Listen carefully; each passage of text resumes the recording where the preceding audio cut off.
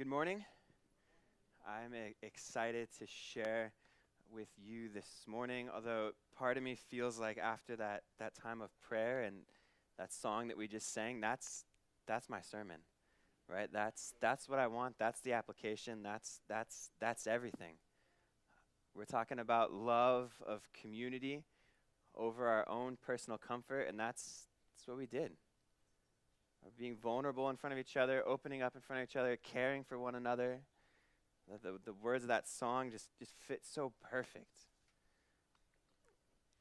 This is something that is near and dear to my heart, and something that when Pastor Caleb asked me to speak months ago on this date, something that this is what I've wanted to talk about.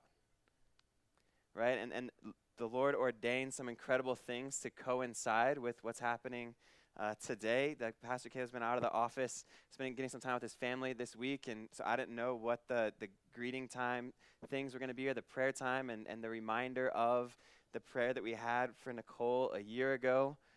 What's happening tonight? All these things, like God knit together, and I think God's creating something special here. And this is something that's not new to this church. I remember one of the most monumental nights of my life was the second time I came to youth group here. I had been going to a different youth group, but I was invited by a friend to come to youth group here. At the last youth group I was at, I was going for like 9 months, and about every 2 weeks or every 3 weeks, the youth pastor would come up and say, "Hey, I'm Pastor so-and-so.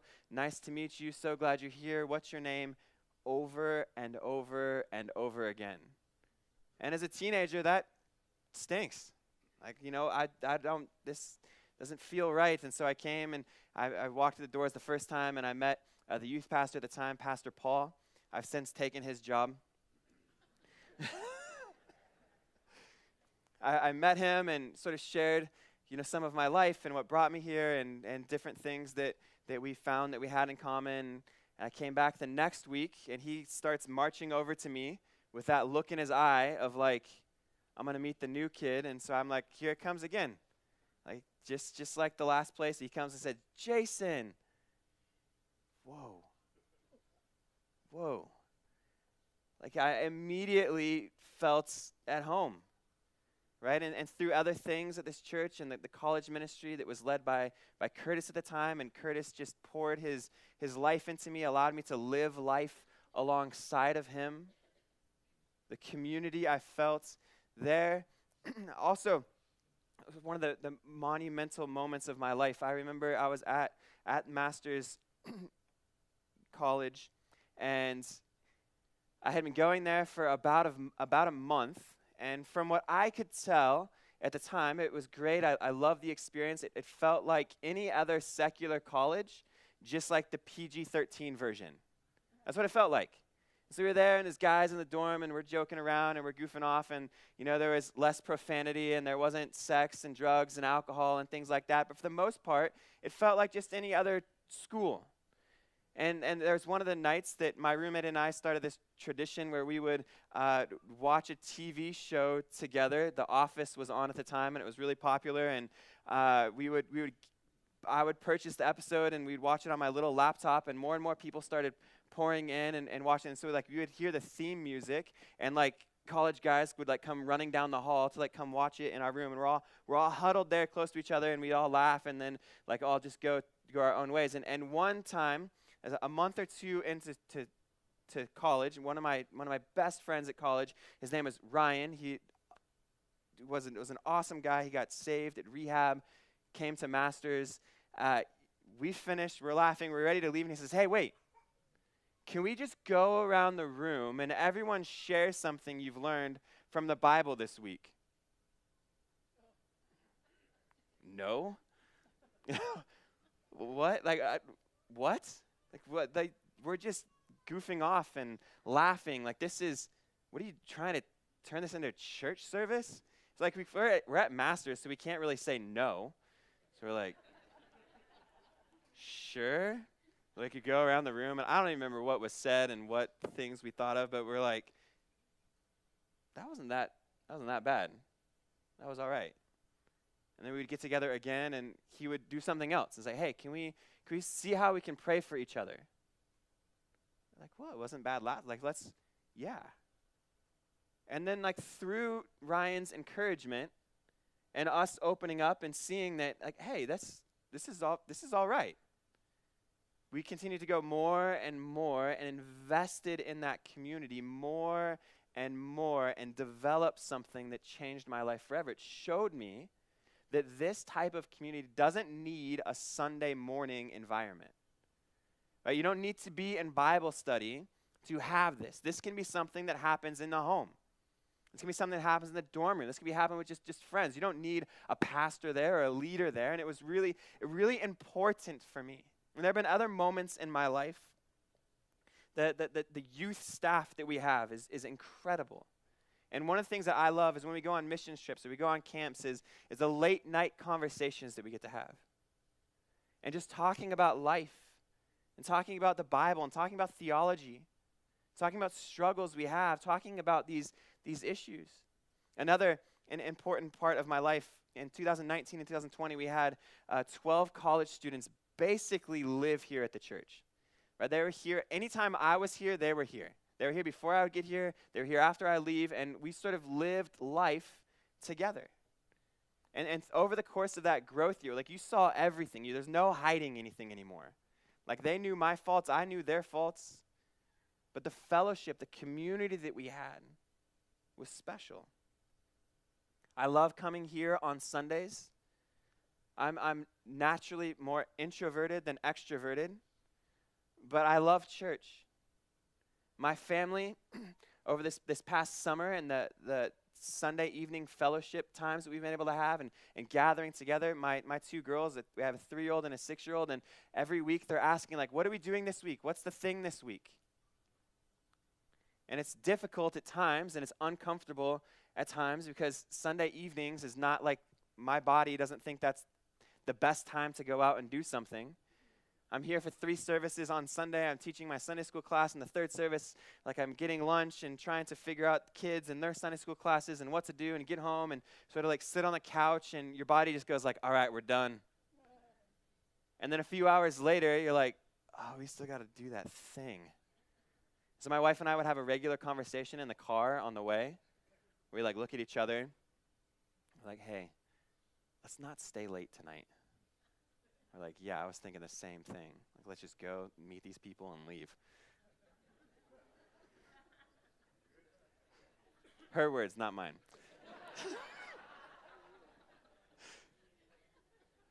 But then, like, the next thing we know, it's like 9:30 at night. Our kids are like walking zombies, just like running on ice cream that they had. Like, there's bags in their eyes and like looking up at you like, I don't want to go home. But like, we love the community here. Like, it's one of my favorite things about the church. But the thing is, we're not trailblazers here. This isn't something that the elder board and the staff of this church are like, you know what? Let's try something weird.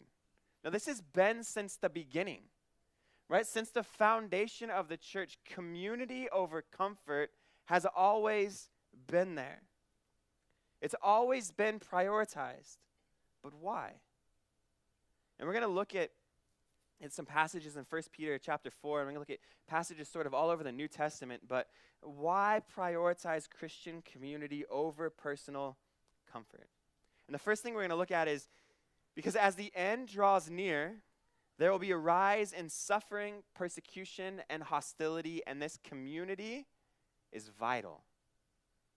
It's vital. The context in which Peter is writing this, he says in 1 Peter 4:7, he says, the end of all things is near. Right? And the context that he's writing is very similar to ours today. Now, for those of you that don't know, as we're reading some of this stuff, this was not written last week. This was written 2,000 years ago, but in very similar circumstances to what we're facing here today.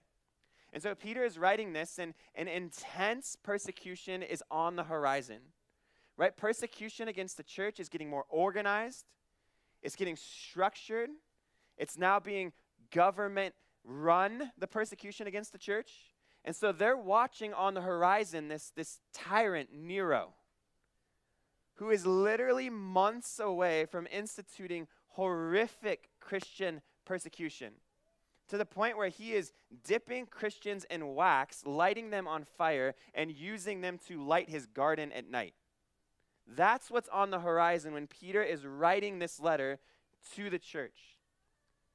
And in the midst of this, he says, prioritize community because it's vital during these last times. You have to be alert and sober-minded. You have to be controlled in your thinking. That's on the horizon. That's coming this way. But you cannot allow yourself to be controlled by undue emotion, by uncontrolled passion. You need to be spiritually alert with your minds subject to Christ and his word, looking at things from an eternal perspective. You need to drive yourself to prayer. Right? Prayer is important. Prayer is vital. Like we just saw it. We've seen it over and over and over again in this church. There was someone that was having a horrific day. And I was texting back and forth with them, letting them know I was praying for them. And they said, it seems like there's no hope. And I said, yeah, it does. But I felt that before. And I sent literally the picture that was up on the screen of us praying for Josh and Nicole. I sent that back to them and said, we've been here before.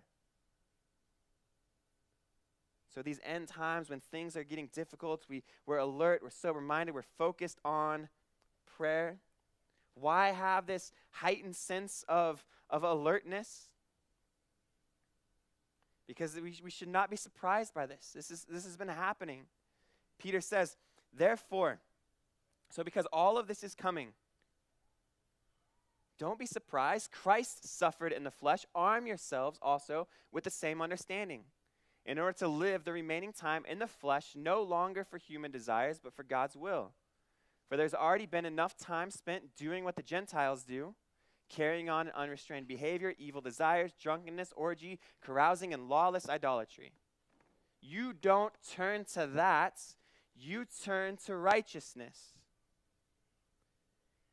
So we think like, okay, I turn to righteousness. I do what God wants me to do. That'll sort of ease the tension, right? That'll ease the persecution, ease the pain, ease the suffering. Peter says, no, it'll make things worse. They're surprised. The world is surprised when you don't join them in the same flood of wild living, and they slander you. You turn to righteousness, they turn harder against you. And so what do we do? Do we call the mobs? Do we start a rebellion? This is one of those passages that's difficult for us to read, so I'll do it quick like a Band-Aid. Peter says, submit to every human authority because of the Lord, whether to the emperor as the supreme authority. Remember, that's Nero. Or to governors or those sent out by him to punish those who do what is evil and to praise those who do what is good. For it is God's will that you silence the ignorant of foolish people by doing good. Submit as free people, not using your freedom as a cover-up for evil, but as God's slaves. Honor everyone. Love the brothers and sisters. Fear God. Honor the emperor. Well, now what are we supposed to do? Like, put the pitchfork down? What do I do? When the world is crumbling down around us, what do? Peter urges his readers, urges us to prioritize Christian community over our personal comfort. Why?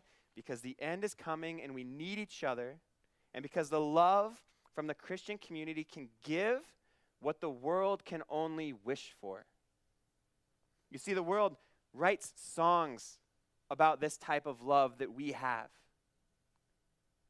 The world writes poems and makes posters and stickers and catchy slogans and sayings about this type of love. Singers sing songs about it. We wish upon stars for this type of love. We throw money into wishing wells, hoping that I can have this type of love. Politicians all around us are campaigning on this. If we just do this, then everything will be solved. The world talks a lot about it, but the one thing the world can't do is deliver it. It can't. You can write all the catchy songs you want. You can vote for whoever you want that sang all the right things. You could come up with all the catchy slogans and tattoo yourself with whatever you want, but it's not going to deliver it. Only the love that comes from God can. What type of love am I talking about? I'm talking about love that is sacrificial, that is strong enough to endure any conflict, constant in even the most difficult circumstances. A love that forgives, a love that unites. 1 Corinthians 13 describes love this way. Love is patient. Love is kind. Love does not envy, is not boastful, is not arrogant, is not rude, not self-seeking, is not irritable, does not keep a record of wrongs. Love finds no joy in unrighteousness, but rejoices in the truth. It bears all things, believes all things, hopes all things, endures all things. The world can only hope for this kind of love. But this love only comes from God. 1 John 4:19 says, we love because he first loved us. It's a central component of Christian community. And so as the end draws near, Jesus warned us in Matthew 24, because lawlessness will multiply, the love of many will grow cold. And so we as a church need to stoke the fires of love. Peter says earlier in his letter, since you have purified yourselves by your obedience to the truth, so that you show sincere brotherly love for each other. From a pure heart, love one another constantly.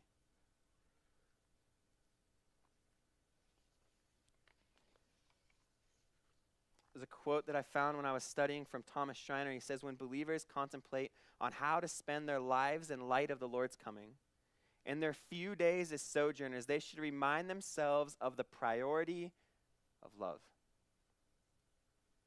In our passage today, Peter says, above all, maintain constant love for one another, since love covers a multitude of sins. Above all. The love that the Christian community can give to one another needs to be cherished above all, practiced above all, preeminent, prioritized in our lives. It needs to be constant, and not just in regularity, but constant literally, and this from the Greek word literally has to do with stretching and straining, like a person running with maximum effort. Right, pushing past the point of where it hurts. Such love is sacrificial. It's not sentimental, not based on the emotions that I'm feeling that day. Not based on how much I like you today, not based on how much you've done for me lately. But it requires a stretching of every spiritual muscle, even to the point of pain. Right, the love that we're talking about is so radically different from the world. I think sometimes we fool ourselves into thinking to be set apart, to be different from the world, we just sort of slap some Christian cliches on our speech and then we're good. So we're talking to each other and just talking like the world talks and sharing about some things that are going on in our life, and we just like, oh, I'll make this Christian. But I'll say, oh, praise God. Oh, amen, brother. There we go. Did it. No, that's not the love that it's talking about.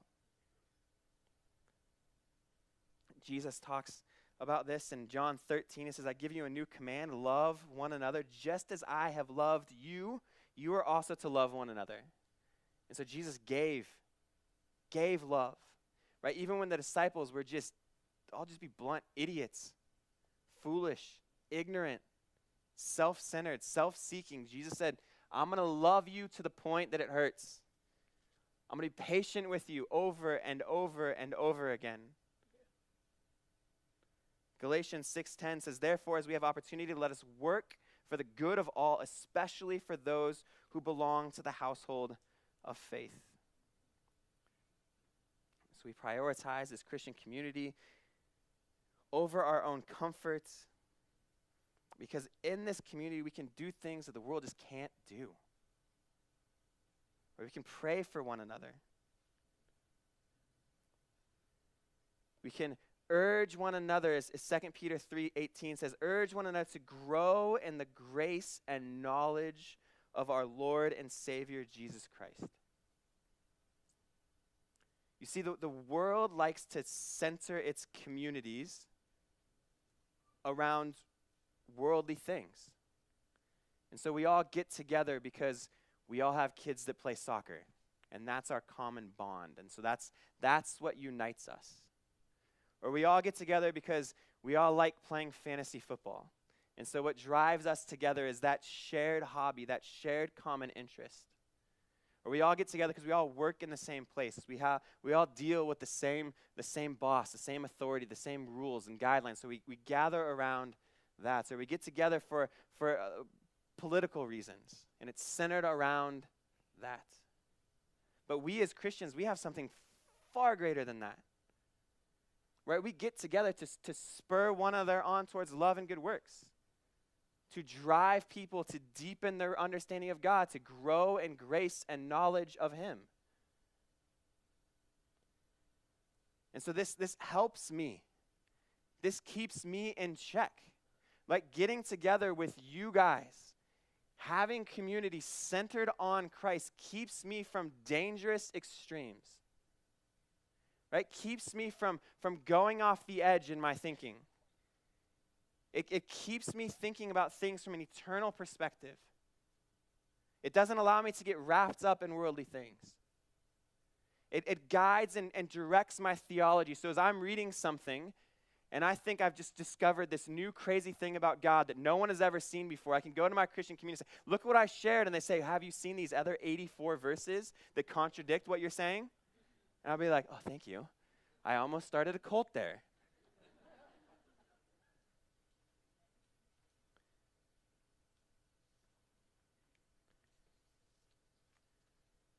Is it uncomfortable? Yes. Was that first night in that dorm room after watching the TV show and Ryan says, let's share about the Bible, was that awkward?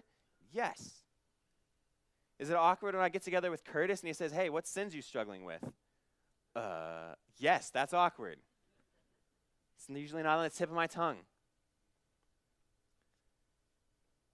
But I push through. I get out of my comfort zone and prioritize that community. Through the loving community, we can encourage each other, spur one another on toward love and good works. I can learn from you how to love my wife well, how to love my children well, how to interact with those who are difficult. I can learn from you how to share the gospel. I can learn from my Christian community so many wonderful things. Inside that loving community, we can correct someone when they fall into sin, keep them from going off the deep end. We can weep with those who weep and rejoice with those who rejoice, and that's uncomfortable. Right? I wasn't coming to church today and be like, I sure hope Pastor Caleb makes me cry during prayer time. I sure hope there's some people who are suffering so I can cry with them. It's weird, right? But it's enriching, and there's a beauty in it. Just being there in that community is huge. Inside a loving Christian community, I don't take delight in finding love and exposing the faults and sins of others.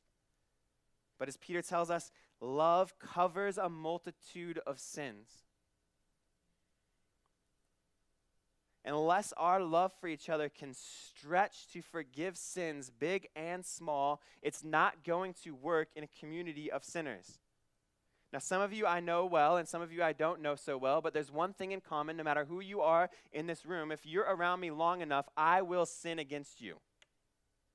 Not intentionally, but I'm sort of a jerk at times, and selfish at times, and ignorant at times, and arrogant at times, and like I'm working on it, but it's going to happen. Right? If I'm around you long enough, odds are you'll sin. Our love needs to stretch, to be constant, that we're not just going to give up on each other, but we reach out to restore, to forgive. The world's friendships and communities, they thrive on stirring up conflict and drama, complaining, slandering. We have something better. Colossians 3 says, therefore, as God's chosen one, holy and dearly loved, put on compassion, kindness, humility, gentleness, and patience, bearing with one another and forgiving one another if anyone has a grievance against another. Just as the Lord has forgiven you, you also are to forgive. See, at salvation, the love of God covered our sin. And when we restore a brother or sister in Christ, that sin should be covered and forgiven.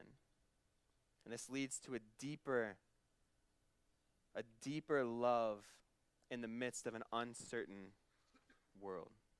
And so why prioritize Christian community over personal comfort? Because as the end draws near, there'll be rise in suffering, persecution, and hostility. Because the love of the Christian community can give what the world can only wish for. And also, because it's through hospitality that we can preserve unity while opening our lives to others. Peter says it this way. He says, be hospitable, commanding us to be hospitable to one another without complaining. And hospitality doesn't mean just invite your friends over. It doesn't mean like get the 3 people that you can tolerate, invite them over, and just do that, and that's hospitality.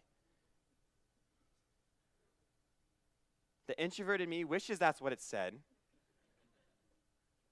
Hospitality literally means to love strangers.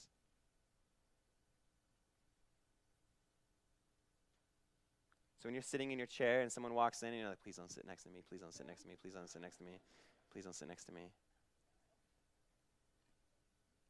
Hospitality, take a seat. Is that what you told them?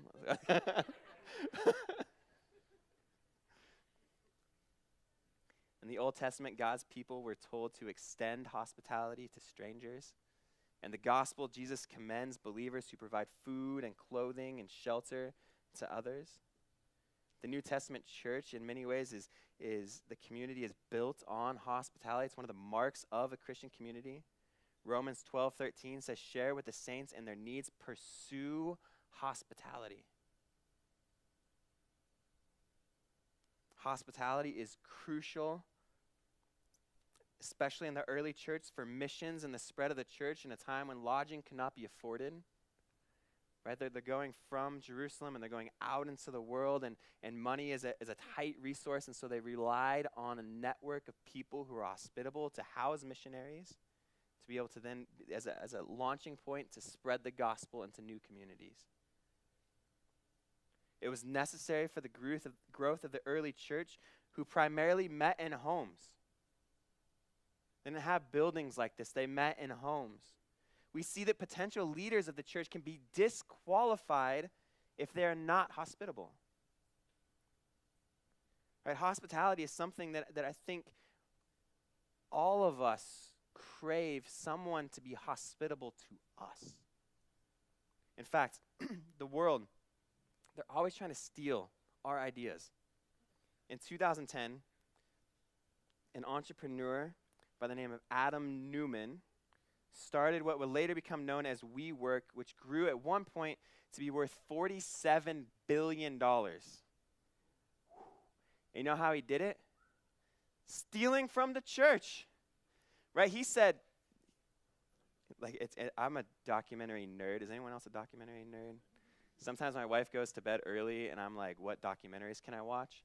And so I was like browsing, and I found one on WeWork, and I was like, this sounds riveting.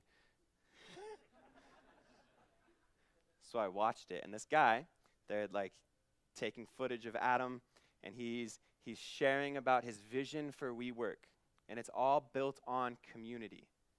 And so he uses like this almost biblical type language, like he knows what he's doing, right? But other people are eating it up, right? Other people that aren't involved in church, especially like the younger generations, they're like, wow, like this guy's really on to something. I do want to be with other people. And so he would start buying up buildings and renting out office spaces and do crazy things like put places where people can be together. and like put sweet-looking lounges with couches and coffee makers. Be like, I love going to work now because I get to see people and not just looking at a cubicle. He would do things like buy an apartment building and then like charge ridiculously high rent to stay in one of these apartments, and it all centered around the idea of we're going to have a community area where you can come and there'll be like free snacks and drinks and you can play ping pong, and these are going to be all your best friends. And this young generation's like, sign me up.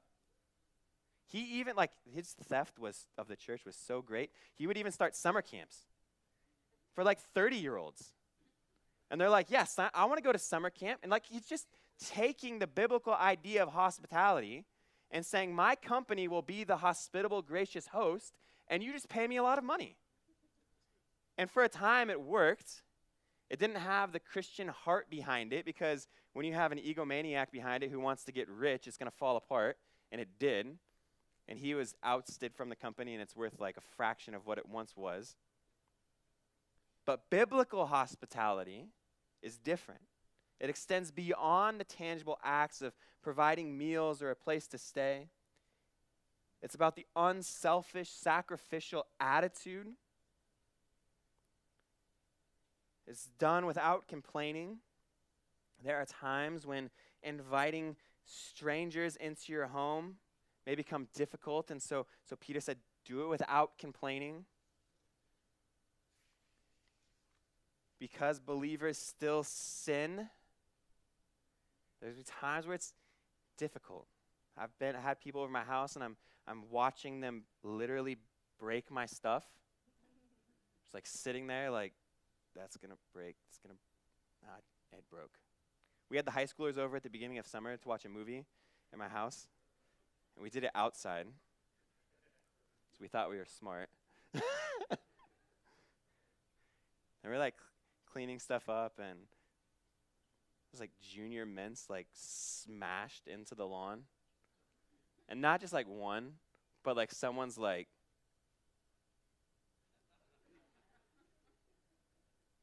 smashing them in there all over the place. There's like but it's like, it's fine. We're going to do the same thing next year.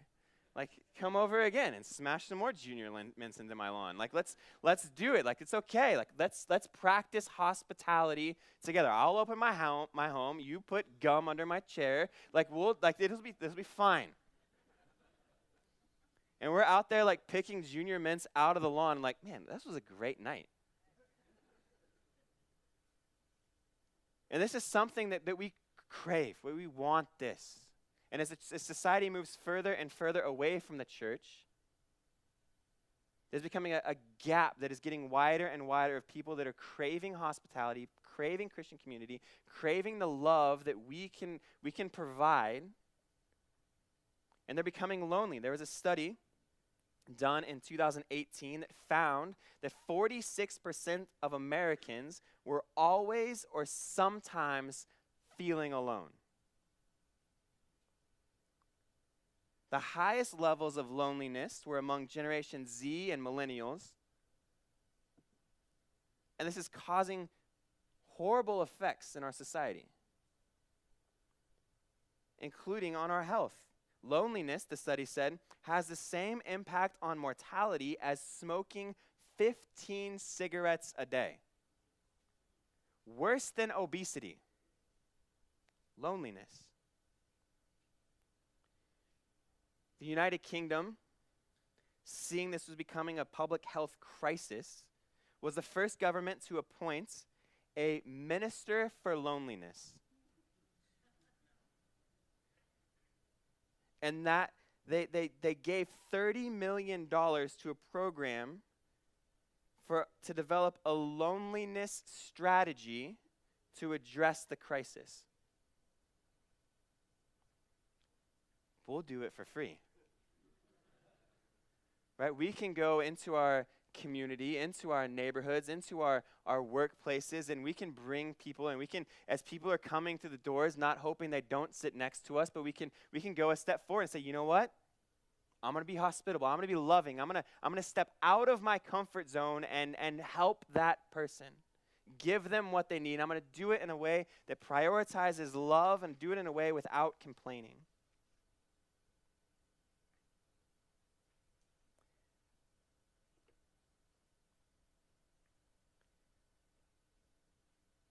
So we prioritize Christian community because as the end draws near, will be a rise in suffering, persecution, and hostility. The love of the Christian community can give what the world can only wish for.